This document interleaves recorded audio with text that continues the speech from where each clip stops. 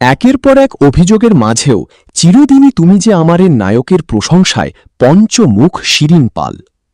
চিরদিনই তুমি যে আমার শেষ হয়ে গেলেও বিতর্ক এখনও থামেনি। ধারাবাহিকের শেষের দিকেই জিতু কমলকে নিয়ে টলিপাড়ায় একের পর এক অভিযোগ সামনে এসেছিল। সহ অভিনেত্রীদের সঙ্গে দূরত্ব, খারাপ ব্যবহার, সেটে অশান্তি, সব মিলিয়ে চর্চার কেন্দ্রবিন্দুতে ছিলেন অভিনেতা। ঠিক সেই সময়েই সামনে এলো একেবারে উল্টো ছবি। ধারাবাহিকের নবাগতা নায়িকা শিরিন পাল এবার খোলাখুলি প্রশংসা করলেন জিতুর। এই মেগার হাত ধরেই প্রথম বড় জনপ্রিয়তা পেয়েছেন শিরিন। আর সিরিয়াল শেষ হওয়ার পর তিনি জানালেন পুরো সফরটাই তাঁর কাছে খুব বিশেষ। এক সাক্ষাৎকারে শিরিন বলেন, জিতুদার থেকে সবসময় সাহায্য পেয়েছি।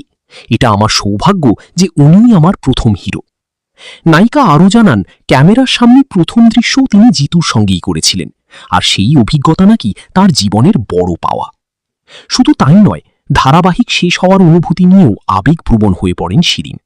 তার কথায়, শেষ শট দিয়ে ফেরার সময় মনে হয়েছে নিজের বাড়ি ছেড়ে যাচ্ছি। যেখানে একের পর এক সহকর্মীর সঙ্গে জিতুর সম্পর্ক নিয়ে প্রশ্ন উঠছিল, সেখানে শিরিনের এই মন্তব্য নতুন করে চর্চা শুরু করেছে। অনেকের মতে, জিতুর বিরুদ্ধে যত অভিযোগই উঠুক, সহ অভিনেত্রীদের একাংশ কিন্তু তাঁকেও সম্মানই করেন।